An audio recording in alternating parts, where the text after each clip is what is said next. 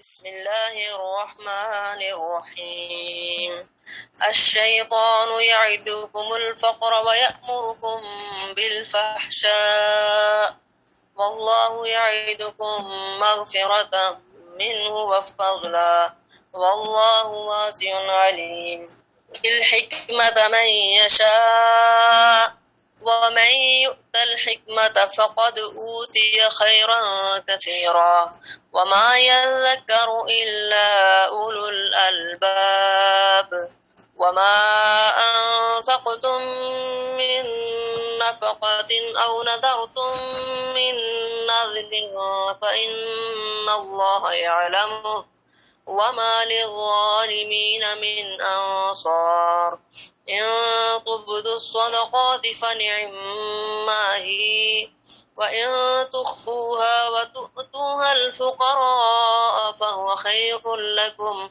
ويكفر عنكم من سيئاتكم والله بما تعملون خبير ليس عليك هداهم ولكن الله يهدي من يشاء وما تنفقوا من خير فلأنفسكم وما تنفقون إلا ابتغاء وجه الله وما تنفقوا من خير يوفى إليكم وأنتم لا تظلمون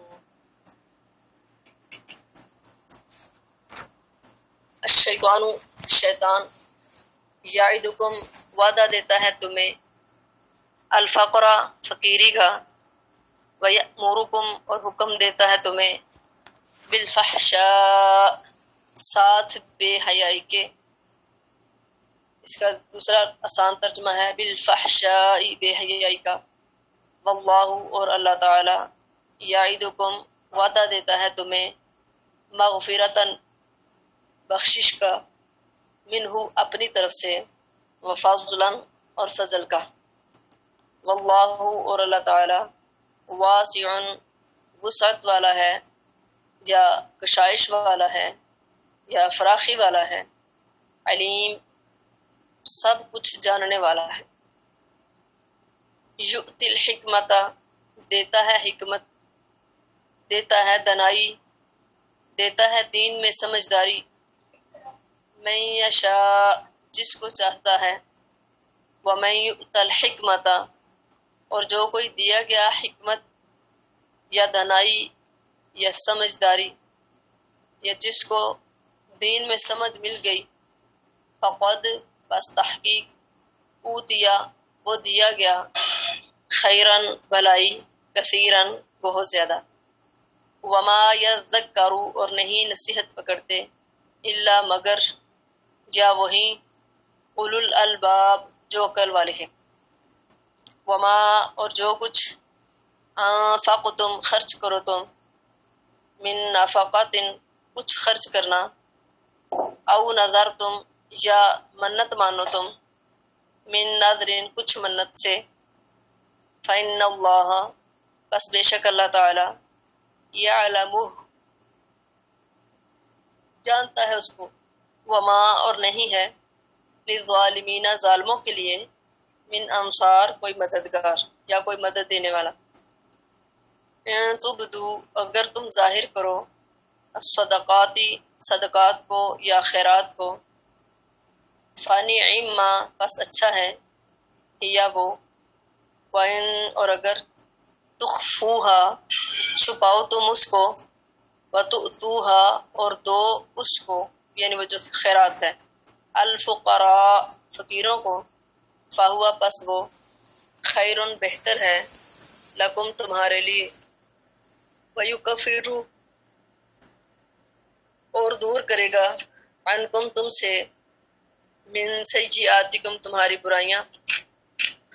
واللہ اور اللہ تعالی بما ساتھ اس چیز کے تعملون جو تم عمل کرتے ہو خبیر خبر رکھنے والا ہے. لیسا نہیں ہے علیکہ اوپر آپ صلی اللہ علیہ وسلم کے ہداہم ہدایت کرنا ان کا یعنی کافروں کو ہدایت دینا آپ کا ذمہ نہیں.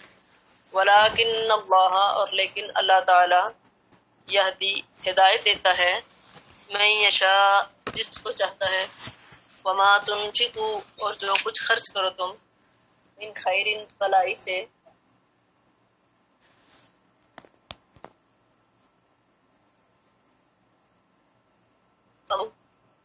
من خیر بھلائی سے، فلی انفسکم پس واسطے اپنی ہی جانوں کے فائدے کے لیے کرتے ہو، وما تنفقون اور نہیں تم خرچ کرتے، الا ابتغاء مگر چاہنے کے لیے، وجہ اللہ رضامندی اللہ تعالی کی، وما تنفقوا اور جو کچھ خرچ کرو تم، من خیرن بھلائی سے، یوفا پورا دیا جائے گا، الیکم طرف تمہاری، وانتم اور تم، لا تظلمون نہیں ظلم کیے جاؤ گے یا نہیں ظلم کیے جاؤ گے۔ آج کا جو ہمارا سبق ہے، اس سے پہلے ہم اسے پچھلی آیت کا پس منظر دیکھیں کہ اللہ تعالیٰ نے ہمیں اپنی راہ میں پاکیزہ اور اچھی اور عمدہ چیز خرچ کرنے کا حکم دیا ہے، اور ساتھ ہی یہ فرما دیا کہ اگر تمہیں کوئی نکارہ، ردی یا بری چیز دے تو تم اس کو لینے والے نہیں ہو، ہاں مگر آنکھ بند کر کے لے لو تو اور بات ہے، یعنی تم خود اس کو نہیں لینے والے، اور اگر آنکھ بند کر کے لو تو یہ اور بات ہے، مطلب یہ کہ تم اپنی ضرورت پوری کرنے کے لیے اس کو لے لیتے ہو، لیکن لینا پسند نہیں کرتے۔ تو جب تم اللہ کی راہ میں کوئی چیز خرچ کرو تو بہت اچھی، بہت پاکیزہ اور بہت عمدہ اللہ کی راہ میں خرچ کرو تاکہ تمہیں اس کا ثواب مل جائے۔ اور میں نے آپ سے کہا تھا، بتایا تھا آپ کو کہ حضرت براء بن عازب رضی اللہ تعالیٰ عنہ بیان فرماتے ہیں کہ کھجوروں کے موسم میں انصار اپنی اپنی وسعت کے مطابق کھجوروں کے خوشے لا کر مسجد نبوی کے ستونوں کے ساتھ باندھ دیتے تھے، یا ستونوں کے درمیان ایک رسی لٹکا دیتے تھے تو اس کے ساتھ یہ خوشے لٹکا دیتے تھے، جس سے اصحاب صفہ اور مسکین مہاجر بھوک کے وقت کھا لیتے۔ کسی نے جس سے صدقہ کی رغبت کم تھی اس میں ردی کھجور کا ایک خوشہ بھی لٹکا دیا، تو اس پر یہ آیت نازل ہوئی کہ اللہ کی راہ میں پاکیزہ اور اچھی اور عمدہ چیز جو ہے خرچ کرو، اور فرمایا کہ اگر تمہیں ایسی ہی چیز ہدیہ میں دی جائے یا تحفے میں دی جائے تو تم کبھی بھی اس کو نہیں لو گے، ہاں اگر شرم و لحاظ سے بادل نخواستہ لے لو تو اور بات ہے، یعنی اللہ فرماتے ہیں نا الا ان تغمضوا فی، تم اس میں چشم پوشی کرو، ہمارے پچھلے سبق کہ ہم کسی کو اگر ردی چیز دیتے ہیں تو اس کی کیفیت بھی ہمارے دل جیسی ہوتی ہے، یعنی اگر ہمیں کوئی ردی اور نکارہ چیز دے گا تو ہم لے لیں گے، کیسے؟ ان تغمضوا فی، کہ ہم شرم و حیا کے انداز سے کہ اگر ہم نے واپس کی تو یہ کیا کہے گا، یعنی ہم شرم و حیا کا لحاظ رکھتے ہوئے اس کی چیز رکھ لیتے ہیں، اگرچہ ہمیں پسند نہیں بھی ہوتی۔ ایسے ہی ہوتا ہے نا، بعض اوقات ہمارے ایک دنیا داری کا ایک رواج ہے کہ ہم کسی کے گھر جاتے ہیں، اللہ تعالیٰ ہمیں ایسی سوچ سے بچائے، لیکن اکثر دنیا میں ایک ماحول ہے کہ لوگ کسی کے گھر جاتے ہیں نا بڑا اچھا گفٹ لے کے، بڑا اچھا تحفہ لے کے یا بڑا اچھا سوٹ لے کے، تو آگے سے وہ بھی کوئی گفٹ یا تحفہ دیں، خصوصاً شادی کے موقع پہ ایسا ہوتا ہے، تو وہ اس طرح کی چیز نہیں لاتے تو گھر والے پھر پریشان بھی ہوتے ہیں اور شرمندگی کے مارے کچھ کہتے بھی نہیں اور رکھ بھی لیتے ہیں، دل میں بھی پریشان ہوتے ہیں۔ تو یہی ایک بات اللہ ہمارے کہ اگر تمہیں کوئی برا تحفہ دیتا ہے نا تو تم لینا پسند نہیں کرتے، لیکن چشم پوشی کر جاتے ہو، یعنی شرم و حیا کا لحاظ رکھتے ہو۔ تو اسی طرح یہ غریب بیچارے مہاجرین، بھوکوں کے ستائے ہوئے، کافروں کے ستائے ہوئے، ان کی تکلیفوں سے جو ہے پریشانیاں اٹھائے ہوئے، تو یہ بیچارے مجبوری کے حالت میں کھا لیتے ہیں، تو اللہ تعالیٰ تمہاری وہی چیز قبول کرے گا جو اچھی اور عمدہ اور طیب ہوگی۔ تو پھر فرمایا جو آج کا جو ہمارا سبق ہے کہ شیطان تمہیں فقیری کا وعدہ دیتا ہے، تمہیں ڈراتا ہے کہ تم محتاج ہو جاؤ گے، اور تمہیں بخیلی کا حکم دیتا ہے، اور یہ کہتا ہے کہ تم اگر یہ اللہ کی راہ میں خرچ کرو گے تو تم فقیر ہو جاؤ گے، کھاؤ گی کہاں سے، تمہارے بال بچے ہیں ان کو کہاں سے کھلاؤ گے۔ تو فرمایا تمہیں فقیری کے وعدے دینے لگ جاتا ہے اور بے حیائی کا حکم دیتا ہے. یعنی جب کہیں برائی کے کاموں پہ لگانا ہو تو تمہیں حکم دیتا ہے کہ لگا لو، 4 دن کی زندگی خوشی سے مزے سے گزارو. اور فرمایا کہ اللہ تعالیٰ جو ہے وہ تمہیں اپنی مہربانی اور بخشش کا تم سے وعدہ کرتا ہے. یعنی اللہ یہ کہتا ہے کہ اگر تم میری راہ میں خرچ کرو گے تو تمہارے گناہ بھی معاف کروں گا اور تمہارے اوپر اپنی رحمتیں بھی کروں گا، اپنے پاس سے فضل بھی عطا کروں گا. تو اللہ تعالیٰ تو بڑی وسعت والا ہے. یہاں پر شیطان کے وسوسے سے بچنے کی تلقین کی جا رہی ہے کہ شیطان جو ہے وہ محتاجی سے ڈراتا ہے. یعنی انسان کے دل میں وہم اور وسوسے پیدا کرتا رہتا ہے کہ اگر نیک کاموں میں خرچ کرو گے تو فقیر ہو جاؤ گے، اور تمہارے اپنے بھی عیالداری ہے، چھوٹے چھوٹے بچے ہیں، ان کی ضروریات ہیں، مہنگائی کا دور ہے، اگر سارا لوگوں کو دے دیا تو خود کہاں سے کھاؤ گے. تو اس طرح کے وسوسے دل میں ڈالتا ہے. تو انسان کئی بار سوچتا ہے اللہ کی راہ میں دینے کا، جب اس کے دل میں دین کا جذبہ، اللہ کی محبت آتی ہے، لیکن جو ہی شیطان اس کے دل میں وسوسہ ڈالتا ہے تو پھر وہ ہاتھ سکیڑ لیتا ہے. تو فرمایا شیطان تو فقیری کے وعدے دیتا ہے اور بے حیائی کا بھی حکم دیتا ہے، یعنی بخل کی ترغیب دیتا ہے. بخل کی ترغیب یہ نیکی کے کام سے روکنا بھی، اس کو بھی بے حیائی کہا گیا. اس میں ایک معنی بخل ہے. شیطان تمہیں الشیطان یعدکم الفقر ویأمرکم بالفحشاء، بے حیائی کا حکم دیتا ہے، یعنی بخل کی ترغیب دیتا ہے اور اس پر اکساتا رہتا ہے. اور فحشاء سے بدکاری اور بے حیائی کے کام بھی مراد ہو سکتے ہیں کہ شیطان ان بے حیائی کے کاموں میں مال صرف کرنے کی ترغیب دیتا ہے. مگر اللہ فرماتے ہیں کہ واللہ یعدکم مغفرۃ منہ وفضلا. فرمایا کہ اللہ تعالیٰ جو ہے، اللہ تعالیٰ اس کے مقابلے میں جو ہے وعدہ یہ دے رہا ہے کہ صدقات اور خیرات تمہارے گناہوں کا کفارہ بھی ہوں گے اور اس پر کئی گنا اجر و ثواب بھی ملے گا. اور پھر فرمایا مال میں برکت بھی ہوگی. اللہ اکبر کبیرہ. حدیث میں ہے کہ ہر رات فرشتہ پکارتا ہے اللہم اعطی کل منفق خلفا، کہ اے اللہ خرچ کرنے والے کو اور زیادہ دے. اور ایک روایت میں ہے کہ صدقہ جو ہے وہ صدقہ کرنے سے مال کم نہیں ہوتا. تو اگر انسان اسی نیت سے اللہ کی راہ میں دیتا ہے تو صدقات سے بیماریاں ٹل جاتی ہیں، مصیبتیں ٹل جاتی ہیں. اور نبی کریم صلی اللہ علیہ وسلم کا ایک اور حدیث کے اندر ارشاد ہے کہ جو بندہ یہ چاہتا ہے کہ اس کی عمر میں اضافہ ہو جائے اور اس کے رزق میں برکت ہو جائے تو وہ صلہ رحمی کرے. یعنی باہر لوگوں کو خرچ کرنے، لوگوں میں خرچ کرنے کی بجائے، لوگوں کو دینے کی بجائے سب سے پہلے اپنے گھر میں نظر دوڑائے، قریبی رشتہ داروں میں، پھر دور کے رشتہ داروں میں، پھر قریبی ہمسایوں میں، پھر اجنبی ہمسایوں میں. یعنی دیکھے کہ ہمارے کس کس انسان کو کس کس چیز کی ضرورت ہے. تو فرمایا اللہ تعالیٰ نے تو وعدہ کیا ہوا ہے، پھر ساتھ یہ فرمایا کہ اللہ نے بخشش کا وعدہ، جو بندہ اللہ کی راہ میں مال خرچ کرتا ہے نا، اللہ اس کے گناہوں کو بھی معاف کر دیتے ہیں، اپنے فضل اور اپنی مہربانی سے بھی نوازتے ہیں، اس کے مال میں برکت بھی ہو جاتی ہے. اور قیامت کے دن سب سے زیادہ جو انسانوں کو ثواب نظر آئے گا نا، وہ صدقے کا ہی نظر آئے گا. اسی لیے تو اللہ نے قرآن کریم میں نقشہ کھینچا نا کہ کافر ویقول، وہ جو ہے نا کافر جو کہے گا کہ لولا اخرتنی الی اجل قریب فاصدق واکن من الصالحین، کہ اللہ مجھے تو نے تھوڑی دیر اور مہلت کیوں نہ دی، یا موت کا وقت آتا ہے تو کہتا ہے مجھے تھوڑی سی زندگی دے دے تاکہ میں صدقہ خیرات کر کے نیکوں میں شامل ہو جاؤں. تو مطلب یہی ہے کہ صدقہ جو ہے قیامت کے دن سب سے زیادہ اس کا اجر جو انسان کو ملنے والا ہے، وہ آج ہم اس کو بھولے ہوئے ہیں. اللہ ہمیں اپنی راہ میں بہترین مال جو ہے صدقہ کرنے کی اور خرچ کرنے کی توفیق عطا فرمائے. کیونکہ قرآن کریم میں اللہ تعالیٰ نے خود فرمایا لن ینال اللہ لحومها ولا دماؤها. اللہ تعالیٰ فرماتے ہیں کہ اللہ تعالیٰ نہ ان کا خون لیتا ہے نہ گوشت. یعنی جب تم جانوروں کو ذبح کرتے ہو نا، تمہارے جانوروں کی خون اور گوشت اللہ کو نہیں پہنچتے، تمہارا تقویٰ پہنچتا ہے.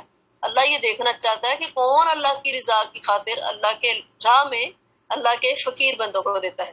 تو اللہ اکبر. فرمایا وہ تمہارے تقوی کو دیکھتا ہے. اور اللہ تعالیٰ جو ہے آزمائش کرتا ہے انسان کی کہ کون سا انسان اپنی ضروریات پر لوگوں کی ضروریات کو ترجیح دیتا ہے. حضرت سعید بن عامر تھے رضی اللہ تعالیٰ عنہ، بڑے خوبصورت، بڑے نوجوان، نبی صلی اللہ علیہ وسلم کے صحابی. حضرت عمر فاروق رضی اللہ عنہ کے دور میں حضرت عمر رضی اللہ عنہ ان کو جو ہے نا ملک شام کا ایک شہر ہے خیمس، وہاں کا ان کو گورنر مقرر کیا. تو آپ کو پتا ہے گورنر اور حاکم جو ہوتے ہیں ان کی زندگی کس طرح کی ہوتی ہے؟ شاہانہ زندگی ہوتی ہے. تو جب ان کو حضرت عمر رضی اللہ نے کہا نا کہ تم گورنر بنو، تو انہوں نے کہا کہ اتنی بڑی مصیبت، اتنا بڑا بوجھ آپ میرے اوپر ڈالنا چاہ رہے ہیں، میں اس بوجھ کو برداشت نہیں کر سکتا. تو حضرت عمر رضی اللہ نے کہا کہ کیا ساری ذمہ داری میرے اوپر ڈالنا چاہتے ہو؟ یعنی دونوں ہی حکومت سے دستبردار ہونا چاہ رہے ہیں کہ یہ ایک بہت عظیم ذمہ داری ہے، بہت مشکل کام ہے. تو لیکن جب حضرت عمر رضی اللہ نے کہا نا کہ تم سارا بوجھ میرے اوپر ڈالنا چاہتے ہو، تو امیر وقت کا حکم مان کر ہمس چلے گئے. اور کچھ دیر بعد وہاں سے اطلاعیں آئیں کہ ہمس میں بہت غریب لوگ ہیں، تو ان کو جو ہے نا حضرت خلیفۃ المسلمین ان کی مدد کریں. حضرت عمر رضی اللہ عنہ کے پاس جب یہ وفد آیا تو حضرت عمر رضی اللہ عنہ نے کہا کہ مجھے نا ایک لسٹ تیار کر کے دو جس کے اندر جو جو ضرورت مند ہے نا ان کے نام لکھ کے دو. جب انہوں نے وہ نام دیکھے نا، ان میں سعید بن عامر رضی اللہ عنہ کا نام تھا، جن کو حضرت عمر رضی اللہ عنہ نے خلیفہ وہ حاکم بنا کر بھیجا ہوا.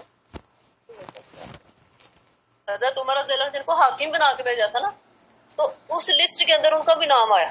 تو دیکھا تو پھر دوبارہ غور سے دیکھ کے کہتے ہیں سعید بن عامر، اور آنکھوں سے آنسو جاری ہو گئے. کہا کہ حاکم ہے اور غربا میں ان کا نام آیا. تو فوراً ایک تھیلی لیتے ہیں، اس میں 1000 دینار 1000 اشرفیاں ڈالتے ہیں، تو ان کاسدوں کے ہاتھ حضرت سعید بن عامر کو بھیج دیتے ہیں. وہ جب لے کے جاتے ہیں نا تو وہ کہتے ہیں یہ حضرت عمر رضی اللہ عنہ کی طرف سے، خلیفۃ المسلمین کی طرف سے آپ کو ہے. تو وہ دیکھ کے نا پڑھتے ہیں انا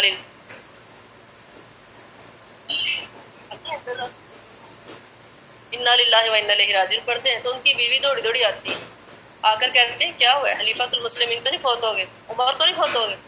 کہتے ہیں نہیں، اس سے بھی بڑا حادثہ پیش آ گیا.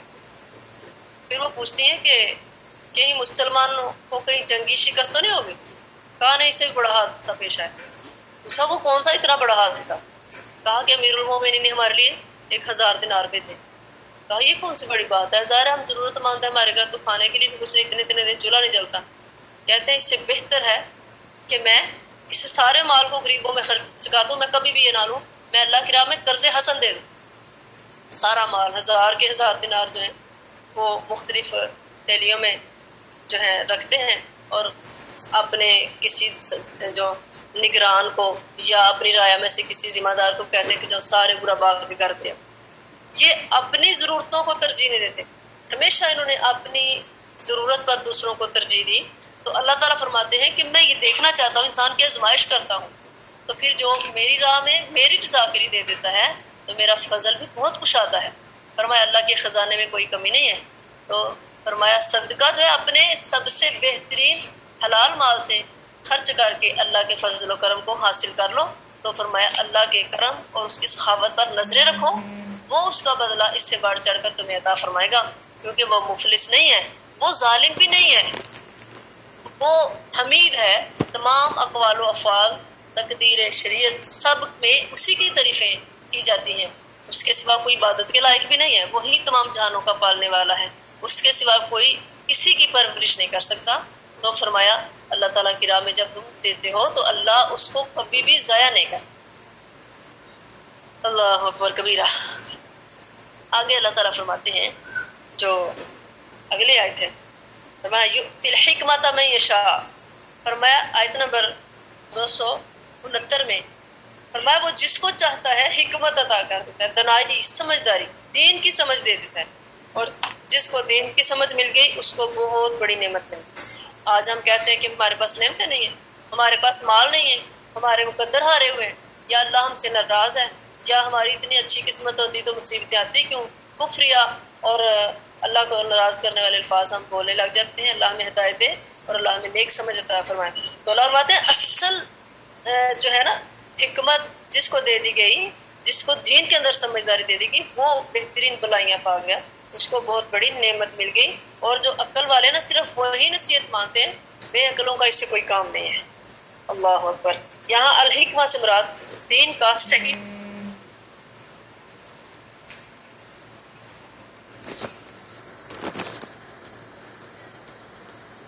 مخافت اللہ، اللہ تعالیٰ کا خوف حکمت کی جڑ ہے. جو بندہ اللہ سے ڈرتا ہے، اور اللہ نے قرآن کریم میں فرمایا انما یخشی اللہ من عبادہ العلماء، اللہ کے نیک بندے عالم بندے ہی اللہ سے ڈرتے. حضرت عبداللہ بن مسعود رضی اللہ عنہ سے مرفوعاً مروی ہے کہ جن دو آدمی پر رشک کرنا جائز ہے یا کرنا چاہیے ان میں سے ایک وہ ہے جسے اللہ نے حکمت دی اور وہ دن رات اس حکمت سے لوگوں کے فیصلے کرتا ہے. یعنی حکمت سے مراد کیا؟ دین کی سمجھ. جس کو اللہ نے دین دیا، دین کے مطابق وہ لوگوں کے فیصلے کرتا ہے. تو فرمایا اس آدمی پر رشک کرنا چاہیے جس کو اللہ نے مال دیا. دوسرا شخص وہ ہے کہ اللہ جس طرح وہ تیری راہ میں خرچ کرتا ہے تو مجھے بھی عطا کر، میں بھی اسی کی طرح تیری راہ میں مال خرچ کروں. تو یہ دو بندوں کے بارے میں رشک کرنا جائز ہے. اس کے علاوہ اگر اللہ نے کسی کو مال دی ہے اور وہ ناجائز کاموں میں خرچ کرتا ہے تو پھر ہمیں اس کے بارے میں رشک نہیں کرنا چاہیے، کیونکہ قابل رشک وہی انسان ہے جو اللہ کو راضی کرتا ہے. تو اللہ ہمیں بھی ایسے نیک لوگوں میں شامل فرمائے. اگلی آیت میں اللہ فرماتے ہیں، آیت نمبر 270 میں، وَمَا أَنفَقْتُم مِّن نَّفَقَةٍ أَوْ نَذَرْتُم مِّن نَّذْرٍ، فرمایا اللہ کی راہ میں تم جو کچھ خرچ کرو وہ تھوڑا ہو یا زیادہ ہو، وہ قبول ہو نہ ہو، یا کوئی تم منت مانو اچھے کام کے لیے یا برے کام کے لیے، اللہ کو سارا کچھ معلوم ہے. اللہ کو معلوم ہے تم اللہ کی راہ میں کس نیت سے خرچ کر رہے ہو. اللہ کو یہ بھی معلوم ہے تم تھوڑا خرچ کر رہے ہو یا زیادہ کر رہے ہو. اللہ کو یہ بھی معلوم ہے کہ تمہارا خرچ کیا وقت قبول ہو رہا ہے یا نہیں ہو رہا.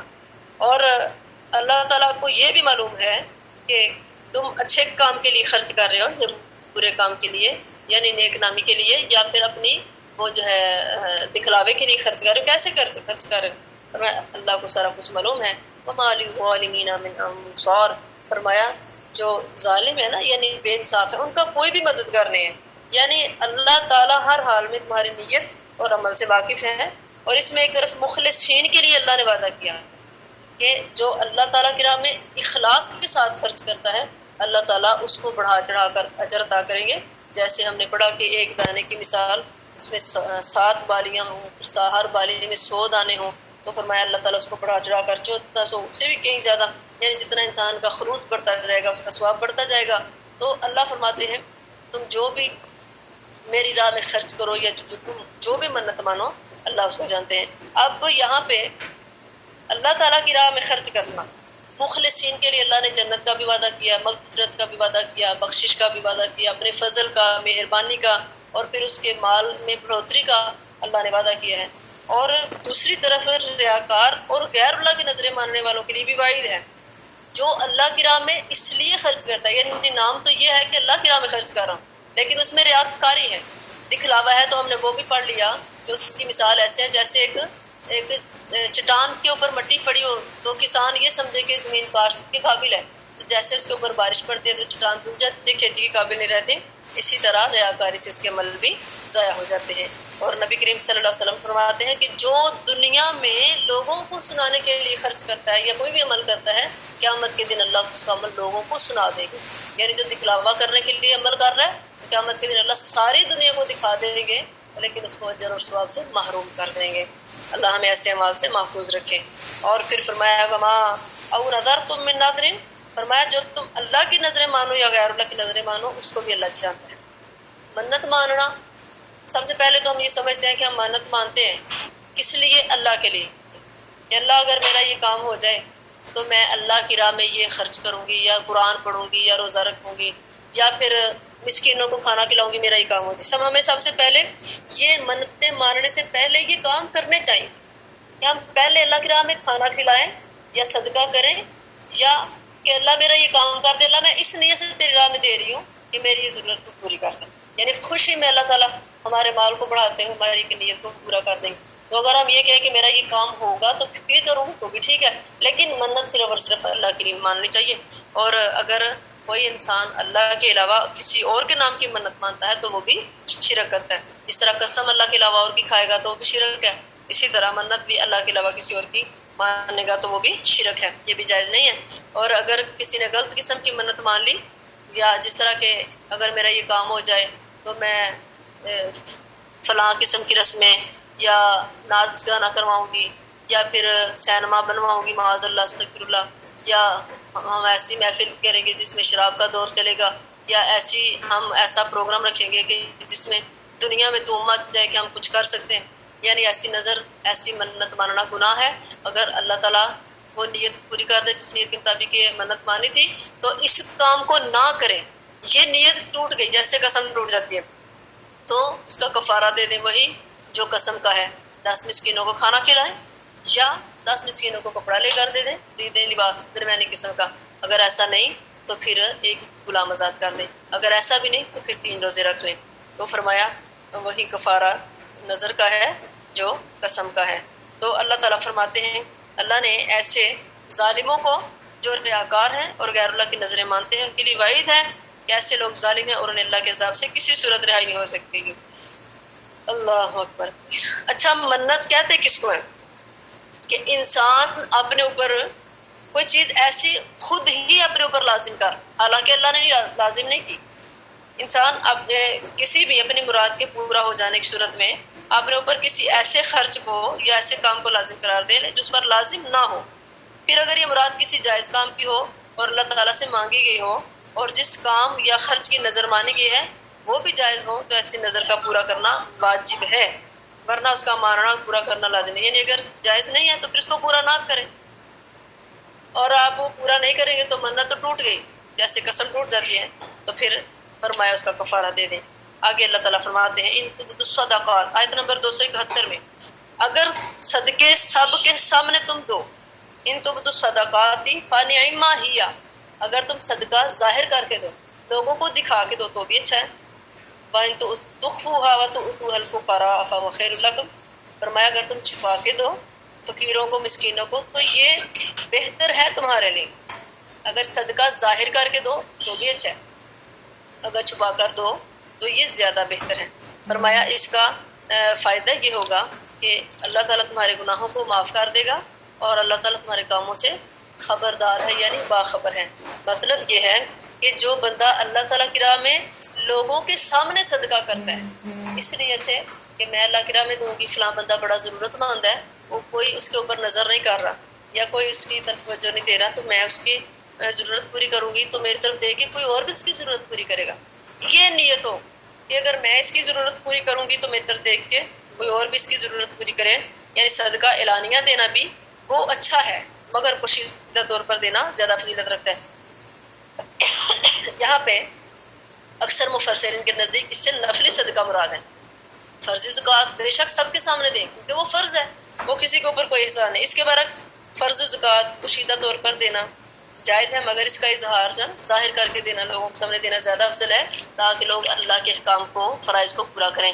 اور اس پر امت کا اجماع ہے کہ زکوٰۃ جو فرض ہے اس کو بے شک سب کے سامنے دیں. متعدد احادیث میں نفلی صدقے کو چھپا کر دینے کی بڑی فضیلت آئی ہے. اور ایک حدیث میں ہے کہ نفلی صدقہ چھپا کر دینے والا قیامت کے دن ان 7 شخصوں میں سے ایک ہوگا جن کو اللہ تعالیٰ قیامت کے دن اپنے سائے میں جگہ عطا کرے، جس دن کوئی اور سایہ نہیں ہوگا سوائے اللہ کے سائے کے. یہاں پہ لوگ اکثر عرش کا سایہ کرتے ہیں، عرش کے سائے کی بات نہیں آئی، اللہ تعالیٰ نے اپنے سائے کی بات کی ہے. تو اللہ تعالیٰ فرماتے ہیں میں ان کے کاموں سے بے خبر نہیں ہوں بلکہ باخبر. پھر آج کی ہماری جو آخری آیت 272 ہے اس میں اللہ فرماتے ہیں لیس علیک ھداھم، اے میرے پیغمبر جناب محمد صلی اللہ علیہ وسلم، ان کو راہ پر لانا آپ کا ذمہ نہیں ہے، بلکہ ولکن اللہ یہدی من یشاء، اللہ جس کو چاہتا ہے راہ پر لاتا ہے. فرمایا وما تنفقوا من خیر فلانفسکم، تم جو مال بھی، جو پیسہ بھی، جو چیز بھی، یا جو لباس، جو کپڑا، کوئی بھی چیز اللہ کی راہ میں خیرات کرو گے تو وہ اپنے فائدے کے لیے ہی کرو. یعنی اگر آج ہم کسی کے اوپر خرچ کر لیں نا تو کسی کا فائدہ تو وقتی ہو جائے گا، جس کو ہم دے رہے ہیں نا اس کا وہ ہمارا دیا ہوا ہمیشہ نہیں کھاتا رہے گا، بڑی مشکل سے اس کے ایک وقت کی ضرورت پوری ہو جائے گی، لیکن ہمارا اللہ کے نزدیک ہمیشہ کے لیے لکھ دیا جائے گا انشاءاللہ. وہ ہمارا دنیا میں پڑا نہیں رہے گا، آخرت میں ہمارے لیے پڑا رہے گا. تو اللہ فرماتے ہیں جو تم اللہ کی راہ میں خرچ کرتے ہو نا وہ اپنے ہی نفس کے لیے فائدے کے لیے کرتے ہو، اور تم جو بھی چیز اللہ کی راہ میں خرچ کرتے ہو نا اللہ ہی کے لیے خرچ کرتے ہو. اور تم جو مال خرچ کرو گے خیرات کے طور پر قیامت کے دن تمہیں پورا اس کا اجر ملے گا. تمہارا حق نہیں مارا جائے گا، تمہارے اوپر ظلم نہیں کیا جائے گا، تمہاری نیکیاں کسی دوسرے کو نہیں دی جائیں گی، کسی دوسرے کے گناہ تمہارے سر پہ نہیں ڈالے جائیں گے.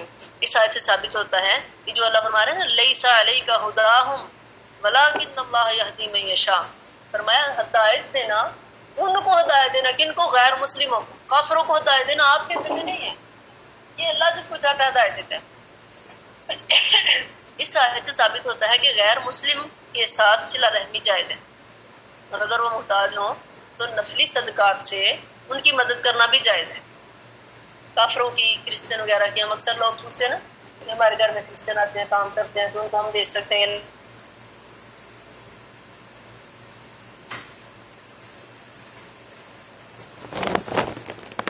ابن عباس رضی اللہ عنہ فرماتے ہیں کہ نبی صلی اللہ علیہ وسلم ہمیں حکم دیتے تھے کہ صدقات صرف مسلمانوں کو دیے جائیں، مگر جب یہ آیت نازل ہوئی نا لیس علیک ھداھم، تو جو ہے نا آپ صلی اللہ علیہ وسلم نے ہر ضرورت مند سائل کو صدقہ دینے کی اجازت دے دی۔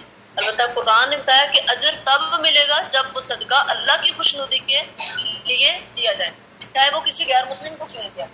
غیر مسلم اب دیکھنا ہم کہ نہیں جو یہ کافر ہے،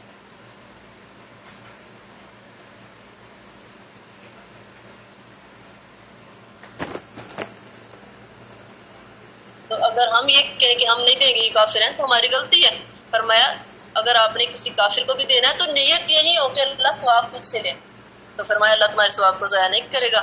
لیکن یہ واضح ضرور رہے، یہ یاد رہے کہ فرض زکوٰۃ صرف مسلمانوں کا حق، وہ کافروں کو نہیں لگے گی۔ غیر مسلم پر اس کا خرچ کرنا جائز نہیں ہے، تمام ائمہ کرام کا اس پر اتفاق ہے۔